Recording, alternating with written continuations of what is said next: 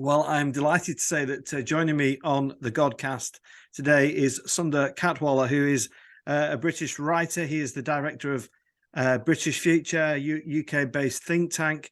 He's also the former General Secretary of the Fabian Society. Sunder, it's fabulous to get you on the Godcast. How are you? I'm really well. Great to be here. Thanks for the invitation.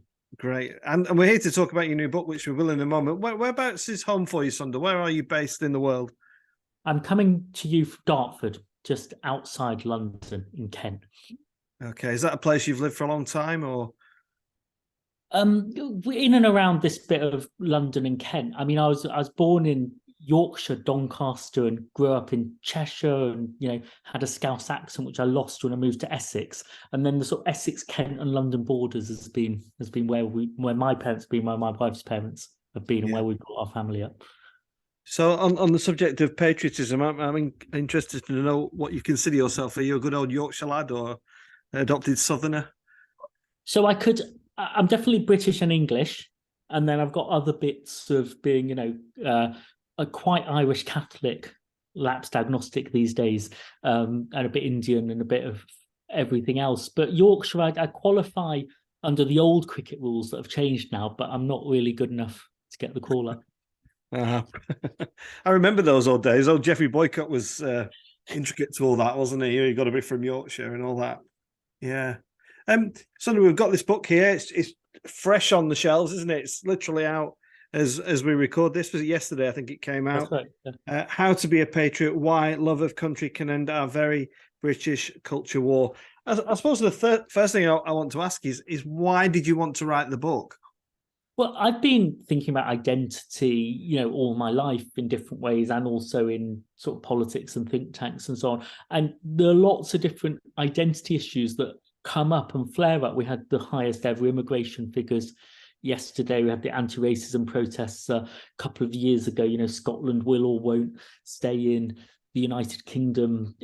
And I think there's a connection between these debates. We have them all separately, but I'm interested in what they mean. And I've got a sort of counterintuitive, counter-zeitgeist view, really, that maybe we could get through this. Maybe it could go quite well. But if I say, patriotism could bring us together, people might say, well, it's obviously tearing us apart, isn't it?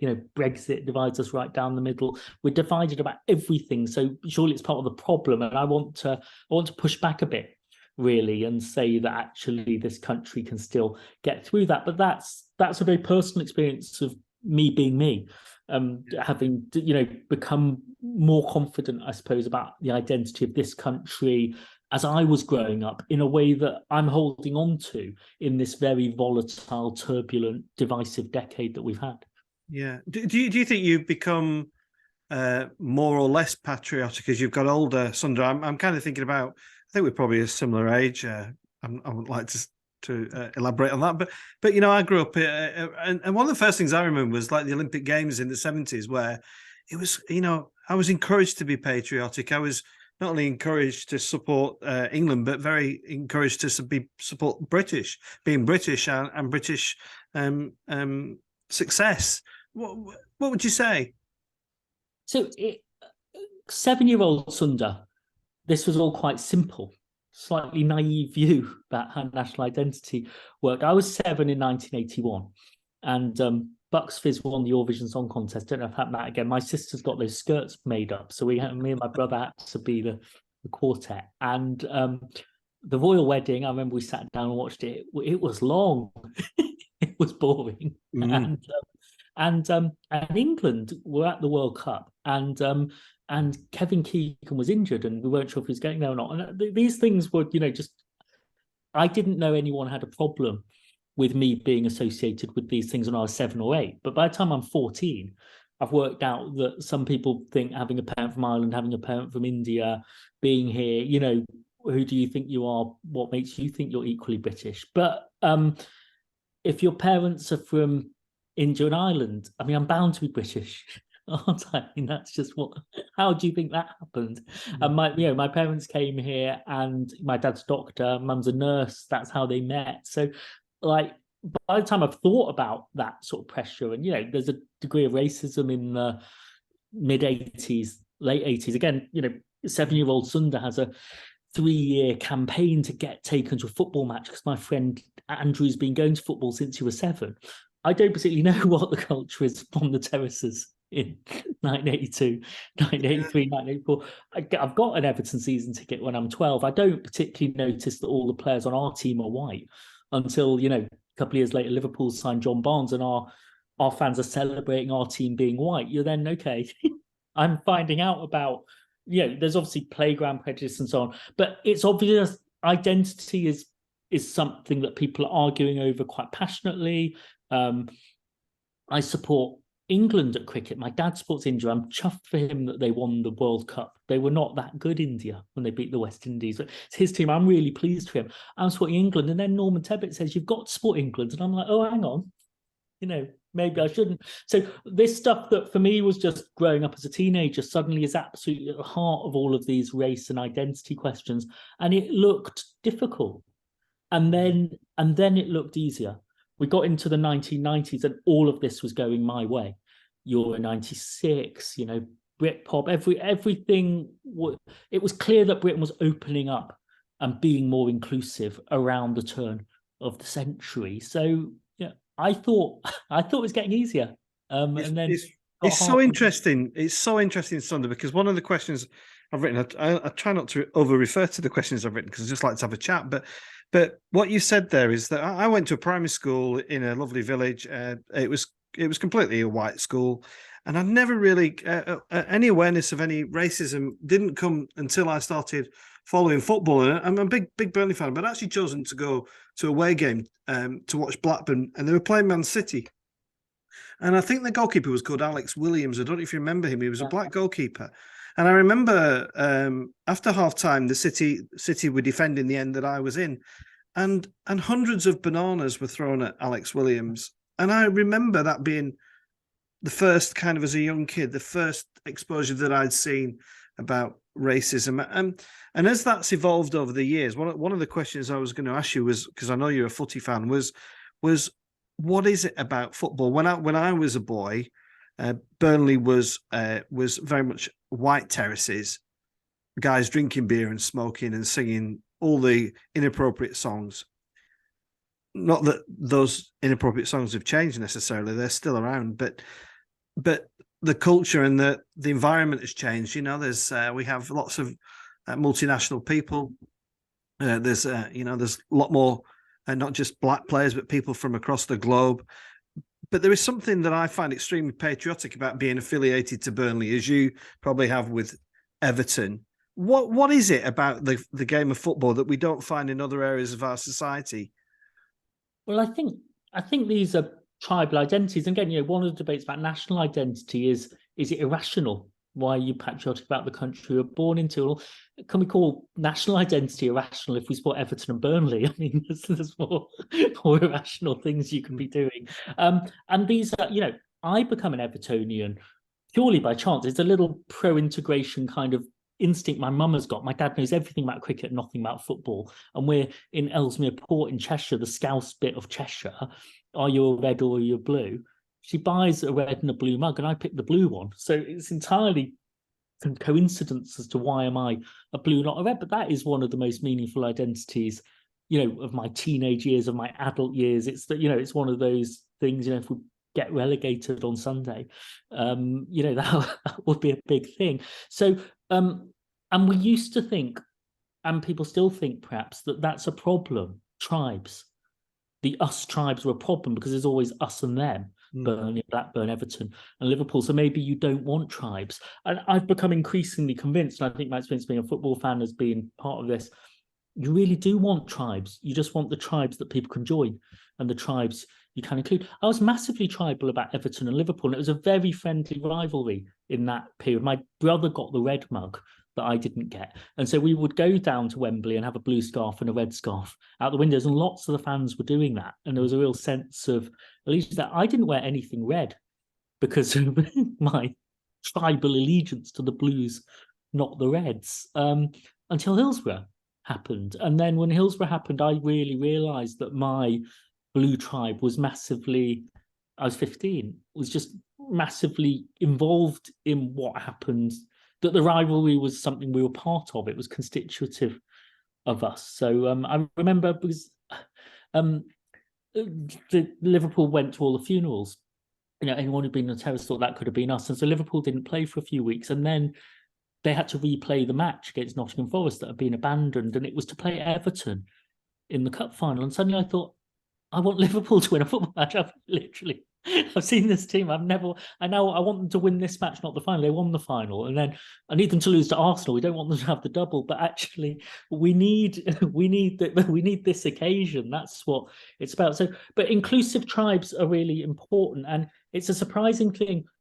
Football did more for anti-racism in this country than anything else. It introduced me to anti-racism as well as to that overt racism. And I think West Bromwich Albion, in my view, probably did more than the Commission for Racial Equality in many ways, because we can have debates about racism in the universities, in the trade unions, in corporate places, but we had to have that. You had to decide among those supporters at Manchester City, those supporters of Burnley, were you doing that or not? We had to shift the norm.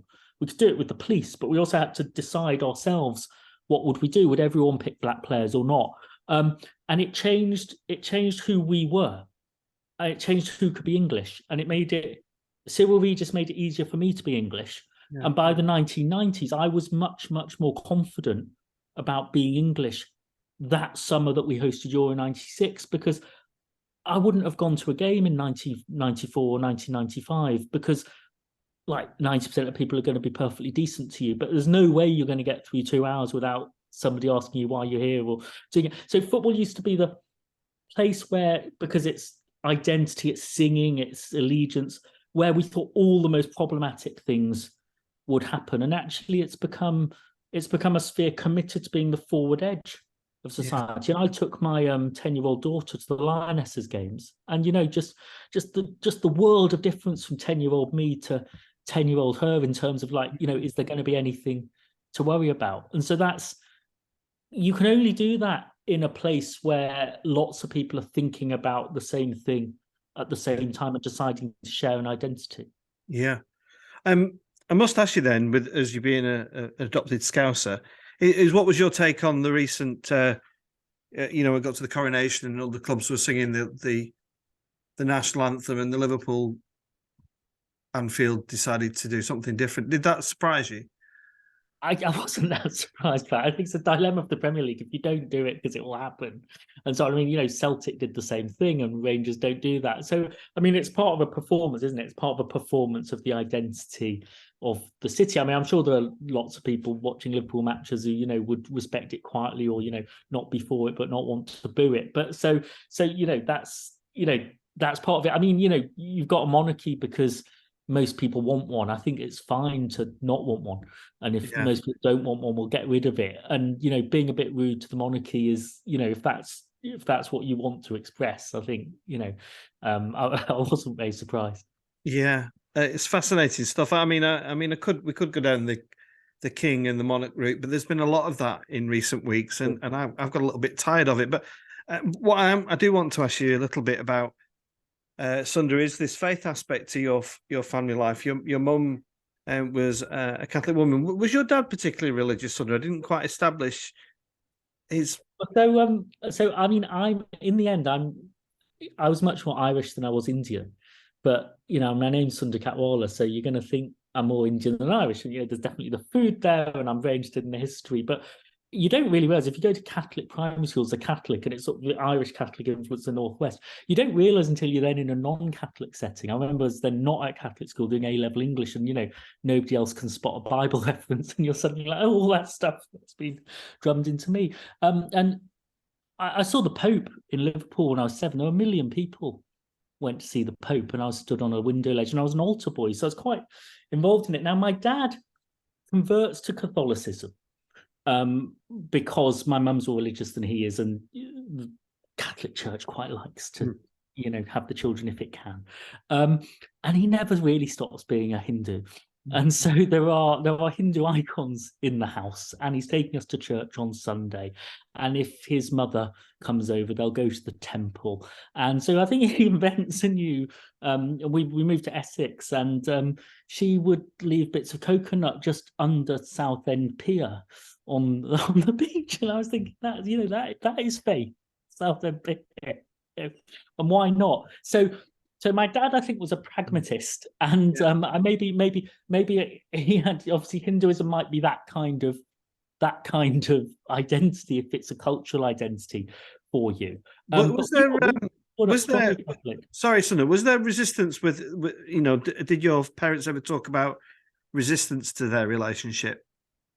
Neither of their families were very happy. My father's dad came over and said to him, I could set you up at home, I could get you a surgery, I know who you should marry. Your brothers have had arranged marriages. My dad now says, I was of a different generation. I said, what's the age difference? It's about 4 years or something. Well, I'm 16. He introduced me to this woman and says, this is the woman my dad thinks she's married. I'm like, oh, hello. What am I supposed to do with that? This is ridiculous. What did you do? I don't think it was just quite confusing. I mean, obviously, it hadn't been the case that that she sort of stayed in an attic for the next 50 years, and it was families that knew each other in the same area. It wasn't that my dad had sort of broken some partnership or something. Yes, I don't think either family were like massively thought it was the best idea ever. But it then, I mean, it means my Asian parent is then very liberal. And my my Irish Catholic mum, she's pretty conservative compared to my dad. But that gives you a different balance of the identities that are under you. And I have a little go at deciding to be really as Irish as I can be. If you met me when I was 18 and you want to know exactly which pint of Guinness to have or not, I had a little go at knowing about that. But the history of the relationship between those countries and this country became quite important to me. And you describe yourself as a lapsed Catholic, Sunder. But the very first Godcast I did was with Eamon Holmes, who was raised a Roman Catholic and like yourself had moments of lapsing. But he did make a comment, and he said that once a Catholic, always a Catholic. Does that apply to you, Sunder? And if so, I'm wondering. I'm trying to always try and give there's not many positive aspects to church at the moment, but I always like to try and establish some of the positives of that upbringing as a Roman Catholic. I think it's a strong sense of identity. I think intellectually, I was probably a Protestant by the time I thought about it, and I was sort of 18, 20. I was taking it quite seriously for being an altar boy, because I got confirmed and then I stopped going like quite quickly afterwards, because you're talking about it. But when I got confirmed, there's definitely this pejorative phrase about cafeteria Catholics, and all Catholics in Britain, Italy, and America are cafeteria Catholics. So it's about this sense that you haven't got the pride to sort of decide which bits of what we're doing are right or wrong. It's the full ticket or it's nothing at all. And if you're 15, 16, you start to hear about the history of the Catholic Church, and their moral authority in Ireland was collapsing, at pace at this time. So if I thought about my relatives were very strongly Irish, very strongly Catholic, but the Catholic Church was in bad standing. Well, it was bad news then that it told you that it was infallible at exactly the time when it was proving how flawed it was. What I liked about it, I think, was the sort of high churchness and the seriousness of it. And so that would have made me a bit sort of biased against, the slightly more sort of inclusive and, other forms of doing it. So I liked all of that sort of incense and symbolism and so on. But maybe the politics that went with it felt a bit closed. But it made me it did make me pro-faith, I think, on the right terms, because I think you get an understanding if you grow up inside something about why it matters and what it does, and what obviously lots of very, very good people in this country don't have a faith, never started with faith, may have good values, but they don't organize the same kind of communitarian congregations. There are lots of good things in our country happen because people of faith decide to do them, because they're the people who are sitting together wondering what to do about problems in the world. Yeah, it's I just want to ask you. You talked about a few minutes ago about the 11-year-old Sunder on the terrace at Everton, and now. What about the 11-year-old Catholic then and now? Would you would you describe yourself as a man of faith, Sunder, or not? No, so I'm pro-faith, but I don't, I mean, it felt like when I was 15, 16, it would have been quite complicated, but I'm a kind of agnostic that isn't particularly sort of agonizing over the question anymore. If you brought up Catholic, it seems quite plausible, but then if what is it's a big thing. So I'm pro-faith. And then interesting experience. I mean, my wife has a similar experience of having a strongly, her mum is Irish Catholic, her dad is English, but a strongly sort of Catholic in identifying extended family, where it's the Irishness and the Catholicness that go together, but not particularly religious about it compared to my mum, who was. We had a secular naming ceremony, and then you can have a bit of Yeats and a bit of Tagore, and you can do one. That's very nice. And then we decided to get the first child baptized, and I remember the church saying to me, the priest saying to me, "Well, do you want to be properly married while we're doing this?" And you're like, just let's just do the baptism. And then it was so much about Satan, the Catholic baptism ceremony. We all pledged ourselves against Satan, and then we did civil naming ceremonies then, because I'm not quite sure why and if the kids ask us like why are we changing our mind. But so one of the children's baptized in the Catholic Church and the others are not. And again, it was just that experience of it being it's quite a monolithic offer that is being made to you. And I was reading the chapter on faith, which I found fascinating. Sunday, you wrote something, and God forbid I would be controversial or challenge you on anything, but in it, I wrote it down. You said that that you argue that the best way to see a modern Britain is to recognise it as a community, citizens aspiring for fair chances and equal status. When I read that, I thought this sounds like the levelling up agenda right there. But if I'm being really honest, I left myself thinking that would be wonderful. That would be the ideal, but we're a million miles away from that. Would you agree? And if not, or if you do, what needs to change, or can it change? What I'm doing when I talk about being a community of citizens of different faiths and different backgrounds and different ethnicities and so on is I don't believe in Britain as a community of communities. And the king, interestingly, does. We've got a very multiculturalist king. And I fell out with multiculturalism in its community of communities form, because if you're a lapsed Catholic agnostic that's a bit Indian, a bit Irish, and people are like, but which group? So it's making some neat and tidy assumptions that some of us aren't there for. And what multiculturalism was, lots of reasons, including that there were no Black and Asian people in Parliament, there were no Black and Asian people in newsrooms, so all you had were the faith institutions. Multiculturalism was multi-faithism, and multi-faithism's fine. It's good, because we want respect and tolerance across the faiths for people of different faiths, etc. But what we did with people from minority backgrounds is we assumed that the faith was the community, and that was very male.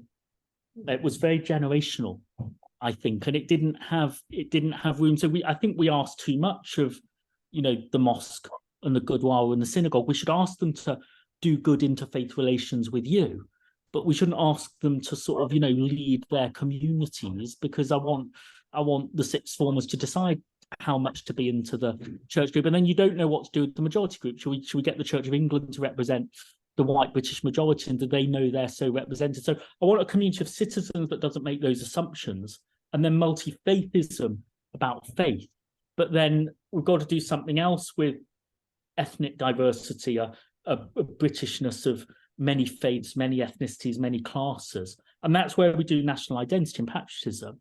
And then it won't work if social economic divides get so wide that you just don't live in the same world anymore, and you're a gated community, and if you've lost your job, it's got nothing to do with me because I'm trying to cut my taxes.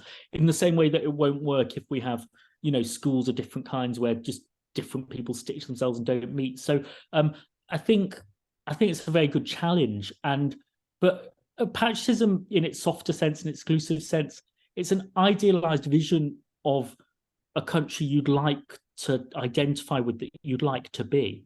And even on its happiest version, if we're hosting the Olympics, it's never going to be the one you've actually got. But if they're too far apart, that's a problem. But if it becomes a thing you might strive for, and then there's something you can do Thursday week when it's not the high days and holidays, where we actually try and do something about it, then that's the version we want. Because patriotism can make you angry about things that are wrong that you want to change.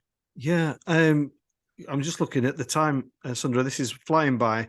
I can't believe we're half an hour. But something I just what you're saying there is really interesting, because you know I grew up, lived and worked in Burnley most of my life, and 20 odd years ago we had riots in Burnley. They weren't off the scale, but they were enough to make changes to Burnley. What happened in Burnley, Sunder, was every high school in the town, literally every high school, was demolished and rebuilt.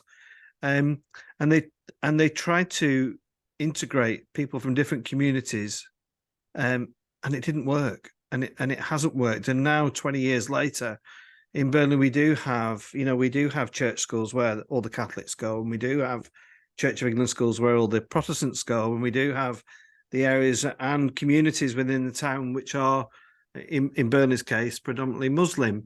And looking back at that, it was a bit of an unmitigated disaster. We ended up with police in schools, and it seems like we've accepted that as a failure, and so we don't revisit it.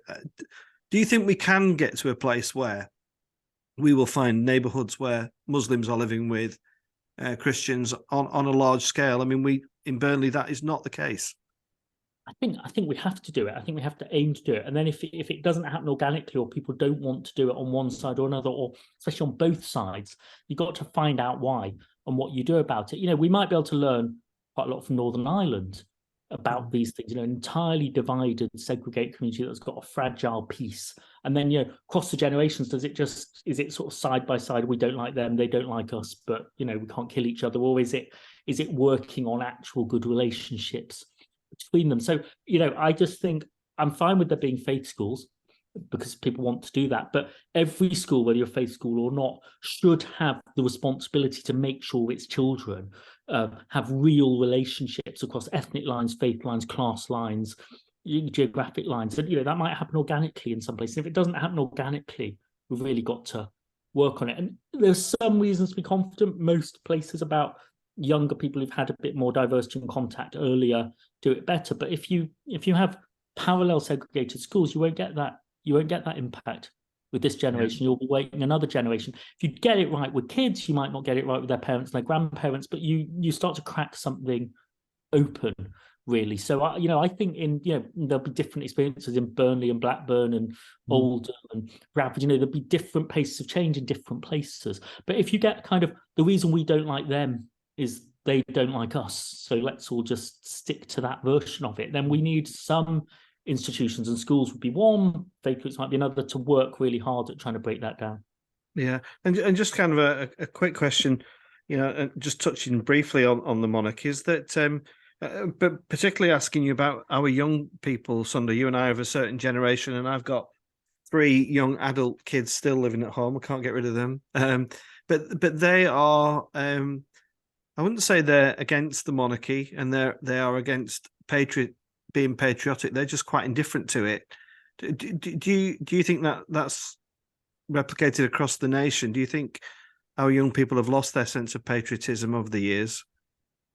I think young people are put off if there's an image of patriotism where if you don't perform this kind of behaviour of going to the last night of the proms and do this thing on these 5 occasions, you're not in. Then they might say, well, like, count me out then, because that's nonsense. But there'll still be a quiet sense of pride in stuff that's from here, that's about here, that we do, you know, together. So if you demand a certain type of performance for the patriotism, you won't get it. I think the monarchy isn't relevant to young people generally. It's particularly true, I think, among people from minority backgrounds, actually, that older minorities needed that recognition of the story of the Commonwealth and why you were here, in case other people didn't know it. But actually, you've got a security if you're born in Britain, that you don't need that. And so you can be like other young people. So I think the monarchy has to, you know, if it wants to keep it 60, 65, 70% or whatever, you know, consent, so we don't change it, it's got to try and reach out across that divide and surprise people by being more relevant, turning up. I mean, it's associated with the south of England. It's not associated as much with the north of England or Scotland, with Wales. It's got to turn up and, you know, maybe take the pressure of seeing what what people think it's relevant for or not. But I think it can. I think be an institution that can decide it needs to bridge. And I worry about our political parties. They could decide to reach out, but they could also decide it's much easier to talk to the third of the people who already agree with you, but dangerous not to. And so if we end up with that dynamic, we need some institutions. Monarchy could be one. The universities could be another if they really worked at it. The football clubs could do it if they really worked at it. We need somebody to commit to not just talking to people who already agree with it, but trying to actually bring people together who weren't going to meet otherwise. Well, Sunder, I hope we've discussed matters enough to people go out and buy your book. I'm kind of halfway through it. I'm really enjoying it. It's a great read, fascinating stuff. But let's just finish. Let's get back to the real business in hand. Are Everton going to stay in the Premiership under the leadership of a Burnley legend in Sean Dyche? Well, you know, with Burnley now back up in the Premiership, I think Sean Dyche will need to get us. We've got to beat Bournemouth to stay in the Premier League and then play the last ever season at Goodison Park in the Premier League, like the previous 70 seasons, or in the lower divisions. I'll be very anxious till I know the result. And I've now given my 11-year-old daughter an Evertonian identity. She's already beginning to wonder if they're as good as they should be. So there's a lot riding on. Yeah, and if they survive Sunder, do you think this would be the start of something more promising, or do you think it will just continue to be quite a wearisome time for Everton fans? There's been enormous passion about the support and staying up between 2 seasons in a row, and there's almost been a dangerous edge to that passion, I think. So, you know, these clubs matter so much as places of memory, allegiance, status, and so on. So it's got to be better. I mean, nil satis nisi optimum, nothing but the best is good enough for Everton. And yeah, when I was 11, 12 my season, we won the league twice, you know, in 3 years, and it hasn't happened since. But it might be a long way back, I think. Well, I'll plug my own podcast here because I've had quite a lot of Everton players on the Godcast. An ex-Burnley player who's a big player for Everton was a guy called Trevor Stephen, and he can pick up on the Godcast. A really nice guy. Sunder, it's been lovely talking to you. I hope Everton do stay up so that we can give Sean Dyche the proper send-off he deserves next year, because he kind of left and we never had that opportunity. He was a great man for Burnley, and though the football's very different now, we appreciate him very much. But good luck with the book, Sunder. It's available everywhere, isn't it? Waterstones and Amazon, you name it, and just Google it. And thanks, Sunder, and all the best from Burnley. Thanks so much for having me on, and we very much hope to see you next season.